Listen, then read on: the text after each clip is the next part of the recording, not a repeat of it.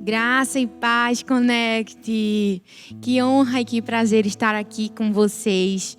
Eu sei que eu, particularmente, estou com muita saudade de ver a gente aqui reunido, a gente tudo junto, se abraçando, conversando um com o outro, mas eu tenho certeza que logo, logo a gente vai estar aqui comemorando a vitória, comemorando o tempo em que a gente esteve longe, que agora a gente tem a oportunidade de estar perto, amém? Porque muitas vezes a gente precisa se afastar e perder algo para dar valor. E eu tenho certeza que você vai dar muito mais valor à nossa comunhão, a esse tempo que nós estamos juntos, amém? Nesse dia eu quero conversar com vocês bem rapidinho, porque hoje, na verdade, tem sido um dia muito corrido, um dia muito abençoado. A gente já começou aqui desde de manhã, orando. De tarde também nós oramos, nós declaramos palavras de bênção sobre a nossa nação, sobre as famílias, sobre os cientistas. Foram momentos preciosos e eu sei que Deus ainda tem muito mais para falar. Então, eu quero conversar hoje sobre vocês, sobre trocar as nossas lentes, sobre mantermos a nossa esperança. Você já percebeu que o mundo em que a gente vive é determinado pela forma como a gente vê? Existe uma frase que fala assim: cada ponto de vista é a vista a partir de um ponto. Isso é verdade. Por exemplo, aqui na igreja, existem duas câmeras e a câmera desse lado me vê de um jeito e a câmera desse lado me vê de outro. Ou seja, o mundo em que a gente vive é determinado por onde a gente está e por aquilo que a gente vê. Agora, a pergunta que fica é: existe um jeito certo da gente visualizar as coisas? A Bíblia fala que quando Deus criou o mundo e deu algumas diretrizes para Adão e para Eva, Deus ensinou o primeiro homem e a primeira mulher a enxergarem o mundo pelas lentes do amor e pelas lentes da obediência. Mas acontece que em determinado momento eles escolheram olhar o mundo pela lente da dúvida e do questionamento. E Gênesis 3, 6 e 7 fala assim: a mulher viu que a árvore era bonita e que as suas frutas eram boas de se comer. E ela pensou como seria bom ter entendimento. Aí ela apanhou uma fruta e comeu. Deu ao seu marido e ele também comeu. Nesse momento, os olhos dos dois se abriram e eles perceberam que estavam nus. Engraçado é que primeiro Eva viu e depois ela pensou. Ou seja, a lente que a gente usa para enxergar as coisas vai determinar os nossos pensamentos. Por isso que a gente precisa realmente perceber se as nossas lentes estão na direção da voz de Deus. Então, existem versões que falam assim, que no momento que Adão e Eva comeram daquele fruto, caiu uma escama dos olhos deles. Ou seja, eles passaram a ver o mundo de outra forma. Isso me lembra também a história de Saulo. Quando ele virou Paulo, a Bíblia fala que ele ficou cego durante 3 dias. E quando foram orar pela vida dele, caiu escama dos seus olhos. Em Atos 9:18 fala justamente isso. Caíram dos olhos de Paulo escamas e ele recuperou a sua vista. Então a gente vê nesse momento que 2 escamas foram tiradas dos olhos das pessoas. Uma quando o pecado entrou no mundo e outra quando o mundo foi regenerado pelo amor de Deus. Então, qual é a lente em que eu e você estamos enxergando o mundo? João 10:10 fala assim, que o ladrão ele não vem senão para roubar, para matar e para destruir.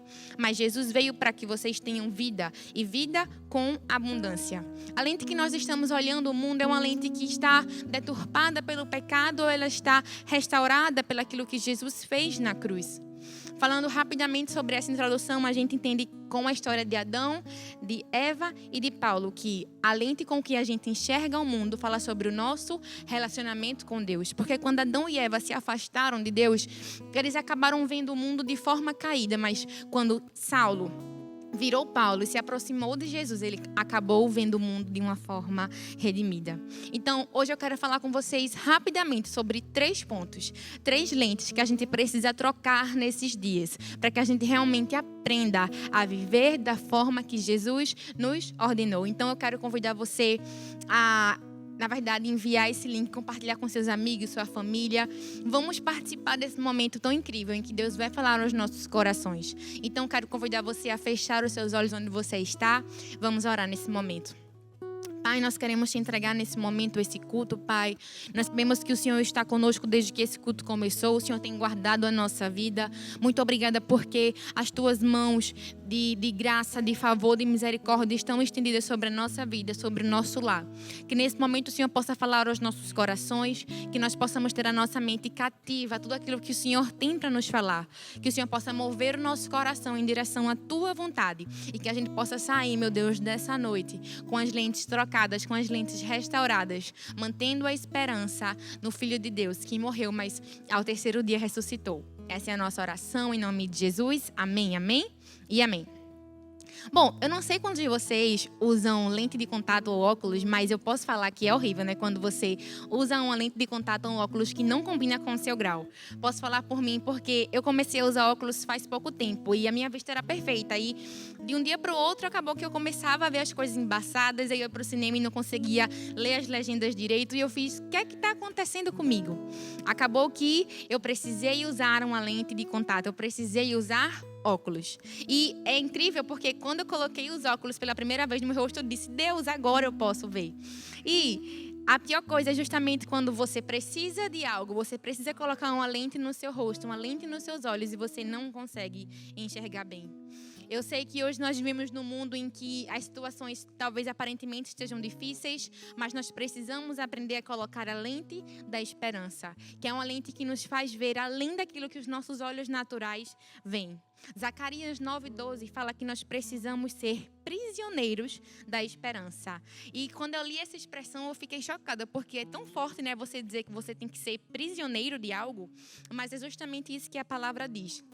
Ela diz que, independentemente daquilo que acontece na nossa vida, nós precisamos continuar acreditando na esperança. Se a gente coloca os nossos olhos firmes na lente da esperança, o inimigo não consegue nos tirar do foco. Porque a forma como nós vemos as coisas moldam como elas realmente são. E quando nós estamos com os nossos olhos fixados em Cristo, nada pode nos parar. O nosso Deus, Ele é um Deus de esperança. Os seus pensamentos a respeito de mim e de você são pensamentos de paz, pensamentos para nos dar um futuro próspero, para nos dar o fim que a gente deseja. Em Hebreus 6:19, o apóstolo Paulo fala que a esperança é a âncora da alma. A âncora nada mais é do que um instrumento que prende o navio, que não deixa o navio se perder pelo mar. E a nossa alma é justamente as nossas emoções, nossos sentimentos, nossas vontades, aquilo que guia a nossa vida. Então nós precisamos realmente estar ancorados em Deus, ancorados na sua palavra, ancorados naquilo que Ele tem para o nosso coração. Então eu quero falar com vocês hoje sobre 3 lentes que nós precisamos trocar para viver sob a ótica do nosso Deus. Então, eu sei que você não está aqui comigo na igreja, então vira para quem está aí do seu lado na sua casa e fale assim: troque a lente do negativismo pela da positividade. Certa vez eu vi a história de 2 irmãos gêmeos. E eles eram praticamente idênticos em tudo, mas a personalidade deles era completamente diferente. Um era extremamente positivo, animado, otimista, enquanto que o outro era completamente negativo. Então, seus pais ficaram muito preocupados e, sem entender aquilo, começaram a levar os seus filhos para vários médicos, psicólogos. E, finalmente, eles encontraram um psicólogo que falou assim: olha, eu quero que no dia do aniversário deles, vocês deem presentes completamente diferentes e esperem para ver qual vai ser a reação deles. Aconteceu que para o filho que era mais pessimista, os pais deram uma bicicleta maravilhosa, incrível, super cara, a top de linha. Enquanto que para o filho que era otimista, positivo, eles deram uma caixa cheia de esterco. E acabou que quando chegou no dia do aniversário deles, o pessimista olhou para aquela bicicleta e fez: Deus me livre que eu nunca que vou subir nessa bicicleta. Imagina quantos tombos eu vou levar, eu já vejo meu joelho ralado. Enquanto que o otimista falou assim: mãe, pai, vocês não podem me enganar. Eu sei que onde tem caixa de esterco só pode ter um pônei. Ou seja, é a nossa mentalidade, a nossa visão, a nossa lente que determina os nossos presentes. Então a minha pergunta para você nessa noite é: o que você tem visto? Na vida, quem é você? O positivo ou o negativo? Por que ser positivo é importante? Porque a positividade e o otimismo são 2 ferramentas que nos impulsionam para o nosso destino. Você sabia que a palavra alegria aparece 143 vezes na Bíblia? Além disso, o Gálatas 5:23 fala que um dos frutos do Espírito Santo é justamente a alegria. Talvez você fale assim: Carol, mas não é fácil para mim, não estou passando por uma situação que favorece eu ficar alegre. Mas eu preciso te dizer que, ainda que a alegria e o otimismo não seja algo inerente, inato a você, você pode provocar isso. Ser otimista exige prática, exige treino, exige querer. Basta você escolher a opção mais inteligente e realmente aplicar o otimismo na sua vida. Lamentações 3:21-24 fala assim: quero trazer à memória aquilo que me dá esperança. As misericórdias do Senhor são a causa de não sermos consumidos, porque as suas misericórdias não têm fim. Renovam-se a cada manhã. Grande é a tua fidelidade. A minha porção é o Senhor, diz a minha alma. Portanto, esperarei nele. Veja que o profeta Jeremias, ele fala, quero trazer à memória, ou seja, não é algo que veio de forma natural, mas é algo que ele precisou querer. Então, troque as lentes do negativismo pelas lentes da positividade. Se você tomar o primeiro passo, vai ser muito mais fácil. Talvez você me fale assim, mas eu não consigo fazer tudo com otimismo e com positividade. É verdade, mas se você fizer tudo com otimismo e positividade, vai ser melhor do que fazer sem. O nosso pastor sênior, o pastor Arthur, ele tem uma mania bem legal. Ele sempre nos ensina que assim que ele acorda, ele já começa declarando: este é o dia que o Senhor fez, eu me alegro, eu me regozijo nele. Hoje vai ser o melhor dia da minha vida. O que é isso? É otimismo. É crer nas palavras do nosso Deus para a nossa vida. Agora, claro, você precisa lembrar que, embora o otimismo seja uma ferramenta incrível, ela não pode ser um escape para que você não faça a sua parte, para que você negue os seus problemas. Você precisa entender a sua situação, mas sempre aplicar a lente do otimismo. Então, como você pode ser mais positivo? Primeiro, fuja da negatividade. A negatividade é como um vírus que a pessoa pega e é contaminado. Quem nunca conheceu, né, aquela pessoa que era negativa? Tudo que você fala, a pessoa coloca um empecilho. Se está chovendo, ela diz, ai meu Deus, não aguento mais essa chuva. E se está fazendo sol, ela diz, eu não aguento mais esse calor. Ou seja, a pessoa negativa é uma pessoa que sempre está insatisfeita com a sua condição. Só que a palavra de Deus, ela nos ensina que nós precisamos estar satisfeitos com aquilo que nós passamos. Quando o apóstolo Paulo, ele passou por diversas situações difíceis, ele falou, aprendi a estar bem com aquilo que me aconteceu. Se tive bens, eu fiquei feliz. Mas se eu tive falta, eu fiquei feliz. Eu aprendi a me satisfazer com aquilo que Deus colocou nas minhas mãos. É por isso que nós precisamos aprender a sermos otimistas. Porque nós não podemos esperar receber algo bom se nós não esperamos algo bom. Porque aquilo que a gente espera é aquilo que a gente recebe. Isso é ter esperança, isso é ter uma expectativa positiva a respeito daquilo que Deus quer nos dar. Você não precisa ajudar o diabo a destruir a sua vida sendo pessimista, sendo desanimado, sendo cabisbaixo. Você precisa se levantar e crer nas promessas que Deus já determinou para a sua vida.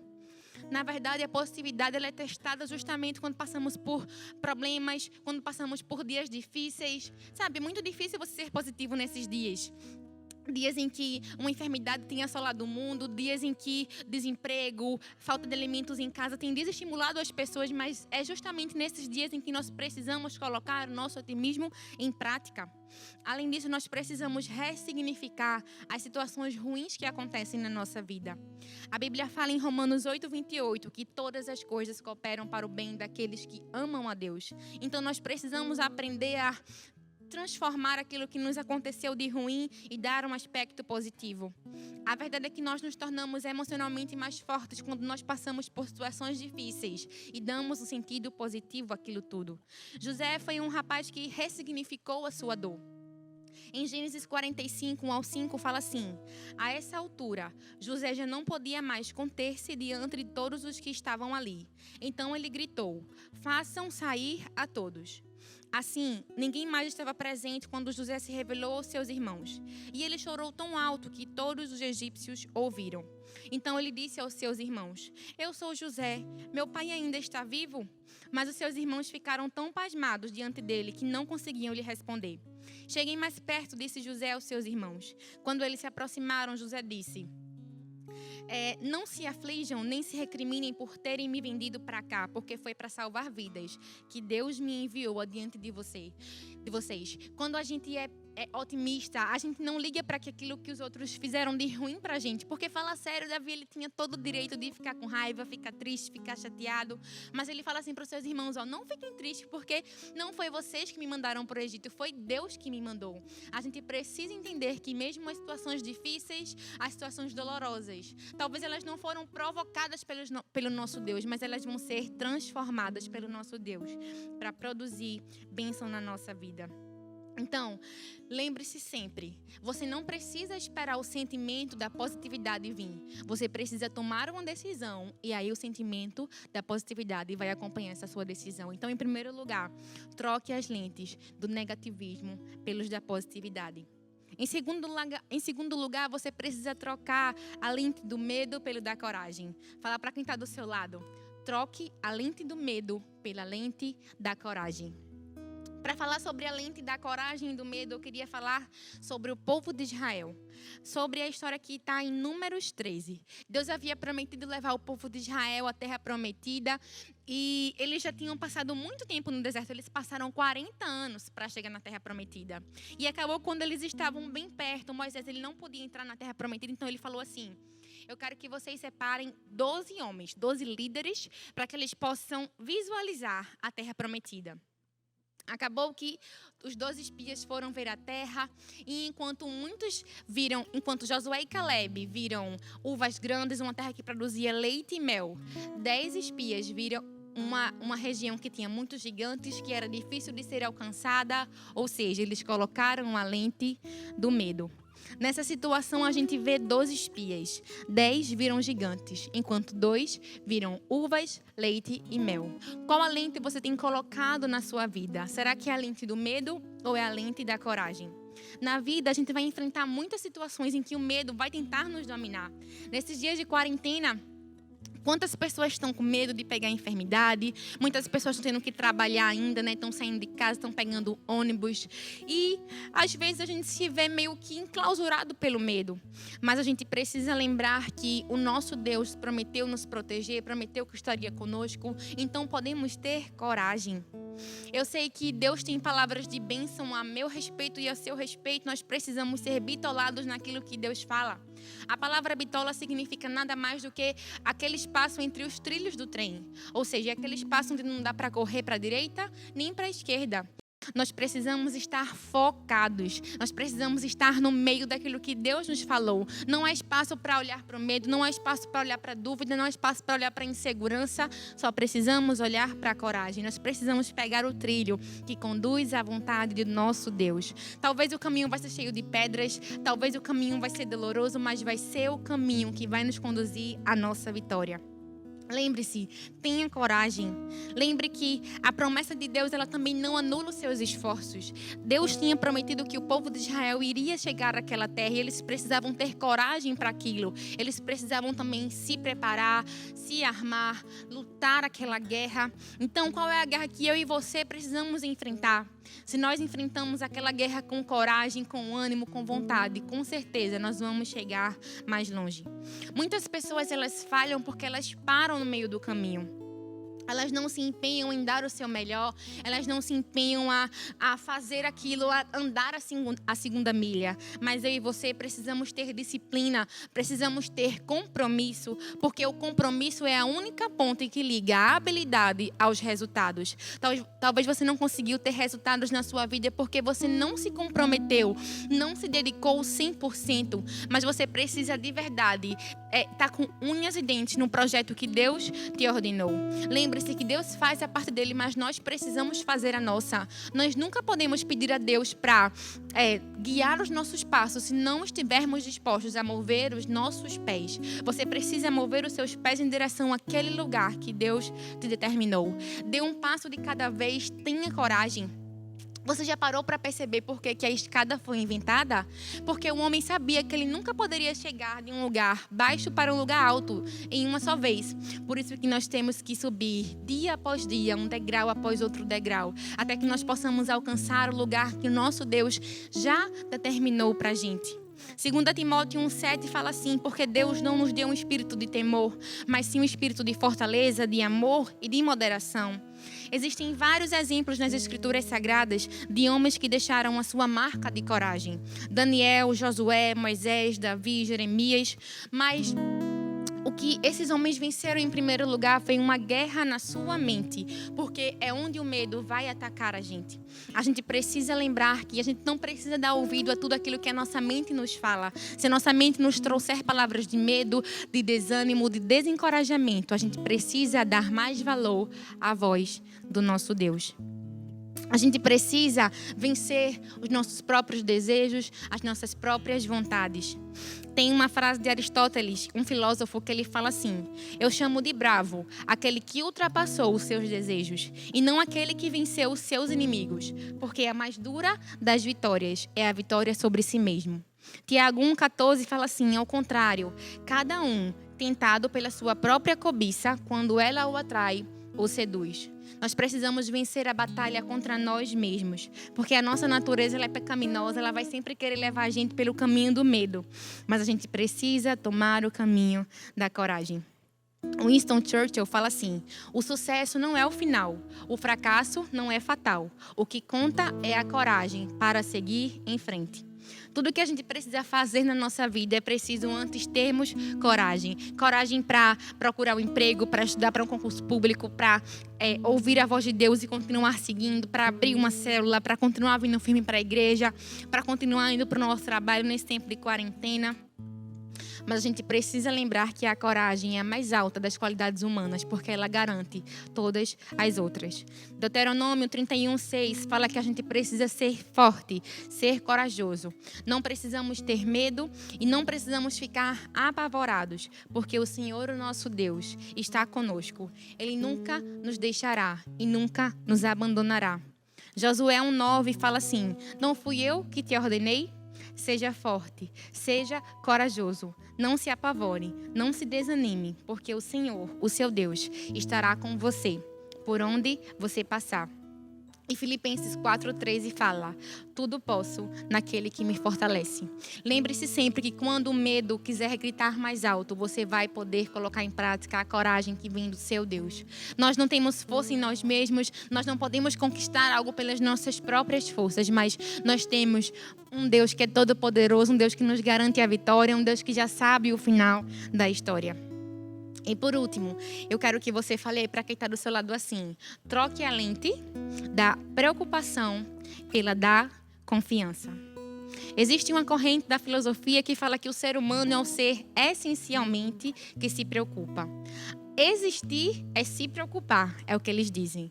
Preocupação, segundo o dicionário, significa perda do sossego, inquietação e apreensão. Nós nos preocupamos com o nosso almoço, com o nosso emprego, com a nossa família. Isso é normal aos olhos humanos. Mas, no Sermão da Montanha, Jesus fala assim aos seus discípulos: não vos preocupeis por vossa vida, com o que vocês vão comer, nem com o vosso corpo, com o que vestir. Porque quem dentre vós, por que se preocupa, pode prolongar por pouco que seja a sua existência. A verdade é que, por mais que a gente se preocupe, existem situações em que a gente não pode fazer nada para mudar. E o que fazer quando o que a gente precisa e o que a gente mais quer não está ao nosso alcance? Troque as lentes da preocupação pelas da confiança. Para ser confiante, você precisa ser paciente e não imediatista. Esse foi o erro do povo de Israel. A Bíblia fala em Êxodo 16 que Deus mandava o maná todos os dias para o povo de Israel. E eles precisavam pegar justamente aquilo que eles precisavam para aquele dia. Porque se eles pegassem algo a mais, iria se estragar. Então eles precisavam confiar em Deus para que aquilo que eles recebiam dia após dia iria servir para eles. Inclusive no sábado, eles não poderiam colher, então na sexta Deus dava o dobro. Como aprender mais a confiar em Deus, se não dessa forma? A minha pergunta para você nessa noite é: qual é o maná que Deus tem te dado? Qual é a porção que Ele tem entregue na sua vida, dia após dia? Será que você tem achado que é pouco, que não é suficiente? Será que você tem sido tentado a ser levado pela preocupação em vez de confiar em Deus? Nós precisamos lembrar que o nosso Deus sempre tem o suficiente para a gente. Quando a gente tenta ir além, quando a gente pensa que não vai dar certo, acontece que algo apodrece dentro de nós. Deus tem uma porção da sua bênção para nós dia após dia. A lente da preocupação só faz a gente querer olhar para o amanhã, mas a lente da confiança em Deus fala que a gente tudo pode nele. O milagre que aconteceu ontem vai acontecer hoje e Deus também vai prover amanhã. Tem uma frase que dizem por aí que ansiedade é excesso de futuro, depressão é excesso de passado e estresse é excesso de presente. Agora imagine uma pessoa que tem tudo isso. Talvez você que está assistindo a gente aí da sua casa, você está tão preocupado porque talvez você perdeu o seu emprego, talvez você não sabe como é que vai ser o amanhã, talvez na sua despensa não há nada para comer, para dar aos seus filhos, mas você precisa lembrar que Deus, Ele provê para os seus filhos. Ainda que aparentemente aos nossos olhos a gente não tenha nada, a gente precisa confiar no nosso Deus. A palavra fala que o meu Deus, segundo as suas riquezas, suprirá as nossas necessidades. Nós precisamos aplicar, colocar em prática aquilo que nós aprendemos com o nosso Deus. Jeremias 29:11 fala aqui: porque eu bem sei os pensamentos que tenho a vosso respeito, pensamentos de paz e não de mal, para vos dar o futuro que esperais.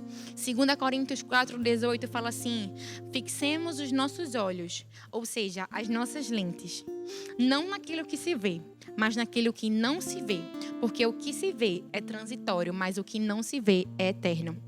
A verdade é que a gente se preocupa porque a gente dá mais valor àquilo que a gente vê do que aquilo que a voz de Deus nos disse. A gente se preocupa com o exterior, com o lado de fora, em vez de se preocupar com aquilo que Deus está fazendo do lado de dentro. O apóstolo Paulo fala isso em 2 Coríntios 4:16 e 17, quando ele fala assim: por isso não desanimamos, embora exteriormente estejamos a desgastar-nos, interiormente estamos sendo renovados dia após dia, porque os nossos sofrimentos, leves e momentâneos, estão produzindo para nós uma glória eterna, que pesa mais que todos eles. Você precisa crer no processo que Deus está fazendo na sua vida. Creia que isso é mais importante do que aquilo que Ele faz do lado de fora. Creia no que a voz de Deus te diz, mais do que você crê no que as circunstâncias te falam. Eu sei que os desafios que surgem na nossa vida são para nos testar, são para nos levar para mais perto de Deus, são para nos aprimorar e revelar a nossa fé. Cada vez que a gente confia em Deus, cada vez que em vez de se preocupar, a gente levanta as nossas mãos e entrega as nossas preocupações ao nosso Deus, Ele se move ao nosso favor. Existe um palestrante nos Estados Unidos que ele fala assim: tudo o que a gente pode ou não pode fazer, tudo o que a gente considera possível ou impossível, raramente tem a ver com a nossa capacidade. É, na verdade, muito mais uma questão de crenças que temos a respeito de quem nós somos. Você se lembra de quem você é? Romanos 8:17 fala que nós somos filhos, nós somos herdeiros. E se somos herdeiros de Deus e co-herdeiros com Cristo, participamos dos seus sofrimentos e também participaremos da sua glória. Você precisa fazer bom uso da sua imaginação, porque se preocupar é justamente isso, é você colocar na sua mente coisas que ainda não aconteceram, mas que você acha que vão acontecer. Quando você está preocupado, você começa a pensar em todas as possibilidades de coisas darem errado. Mas a gente precisa se ocupar com coisas positivas, coisas que vinham do alto. Quando a gente está preocupado demais, a gente se paralisa, a gente perde a eficiência, a gente passa o dia todo e não fez nada. A única coisa que a gente deve ter quando não temos mais nada é a esperança, porque se temos esperança, temos tudo. A gente não precisa ter medo do futuro, porque nós temos uma promessa. O nosso Deus prometeu que viria nos buscar, que viria nos salvar, e nós precisamos lembrar disso. A Bíblia contém mais de 2.500 referências sobre um evento futuro maravilhoso, que é a volta de Cristo. Nesse final de semana, estamos comemorando aqui na nossa igreja a morte de Jesus, a sua ressurreição. Na verdade, quando Jesus ainda estava vivo, ele falou em João 14, do 1 ao 3. Não se perturbe o coração de vocês. Creiam em Deus e creiam também em mim. Na casa de meu pai existem muitos aposentos. Se não fosse assim, eu lhes teria dito: eu vou preparar para vocês um lugar. E se eu for e preparar esse lugar para vocês, eu voltarei e os levarei para mim, para que vocês estejam onde eu estiver.